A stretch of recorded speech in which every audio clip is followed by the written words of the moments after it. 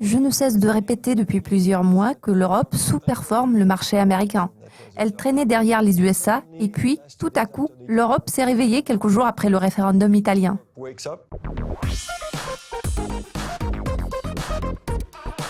Bonjour Bruno, bonjour Jessica. Comment se fait-il que nous commencions par le marché pétrolier aujourd'hui? Pourquoi voulez-vous que nous nous concentrions sur ce graphique? Comme vous le voyez, le pétrole se situait dans une fourchette comprise entre 51 et 42 pendant près de 6 mois. Nous nous attendons depuis longtemps à ce qu'il atteigne la barre de 52. Le cours du baril vient tout juste de progresser à partir de 42 pour s'établir à 52 $. La dynamique est haussière, ce qui laisse supposer que le prix pourrait potentiellement atteindre le niveau de 60 dans les prochaines semaines. Quel en a été l'impact sur le secteur énergétique aux États-Unis? Bien sûr, la hausse du pétrole a eu une incidence positive sur le secteur de l'énergie aux États-Unis. D'une part, nous voyons que la force relative progresse. D'autre part, nous constatons que ce mouvement a été prévu par le secteur pétrolier il y a plus de 3 semaines, ce qui est confirmé par le rebond que nous avons observé à ce moment-là. La dynamique reste haussière.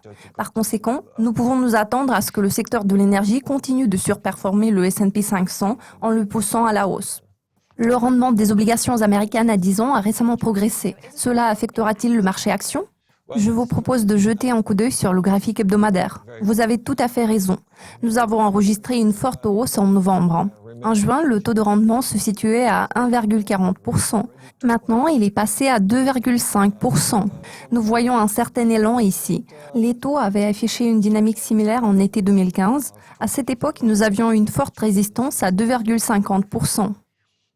Compte tenu de ce que vous venez de mentionner, cela signifie-t-il que la hausse des taux d'intérêt américains sera bientôt terminée? Eh bien, regardons le graphique journalier.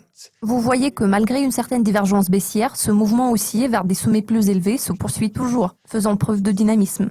Cela signifie essentiellement que nous nous sommes retrouvés dans une fourchette relativement étroite, comprise entre 2,50 et 2,20%. Nous verrons probablement une petite pause.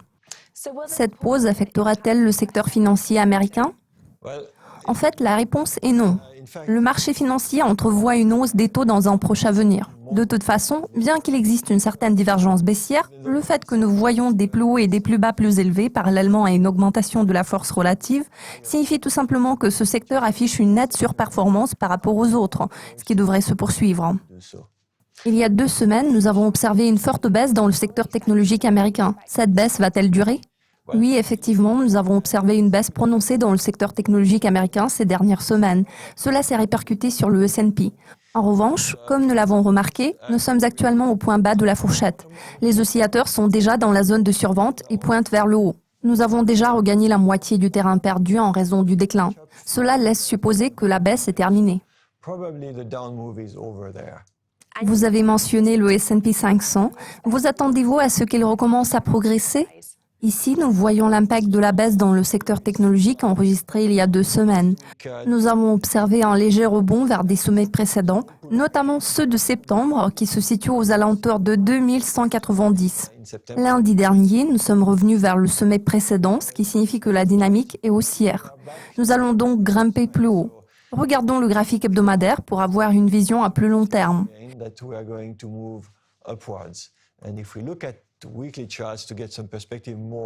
Il faut garder à l'esprit que le rebond et la cassure à la hausse ouvrent de nouvelles cibles aux alentours de 2300-2450. Il nous reste encore beaucoup de potentiel à la hausse. Pour l'instant, nous ne voyons aucun signal d'alerte à moyen terme. La hausse devrait se poursuivre.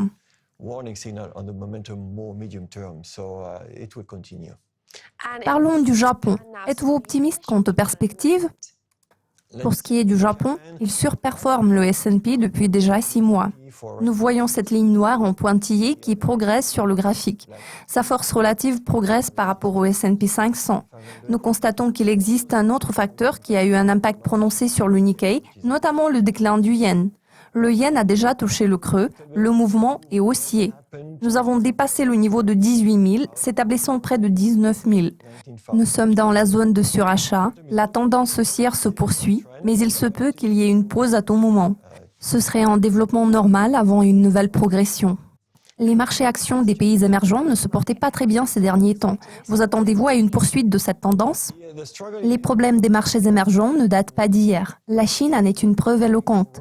Ce marché traversait une période de turbulence depuis début septembre. Les oscillateurs indiquent que la correction que nous avons observée en septembre-novembre est probablement déjà derrière nous. La dynamique est redevenue haussière. Le rebond est en cours. Cependant, les indicateurs ne sont pas complètement haussiers car le S&P est passé au-dessus du nuage. Néanmoins, dans le cas de la Chine, la force relative a atteint le creux par rapport au S&P. Le marché chinois est en train de surperformer les autres marchés émergents. Maintenant, je vous propose de regarder le Brésil. Le Brésil se trouve dans une situation un peu différente. Ce marché semble être surperformant tout au long de 2015. Sa force relative augmentée par rapport à d'autres marchés émergents, ainsi que par rapport au S&P 500.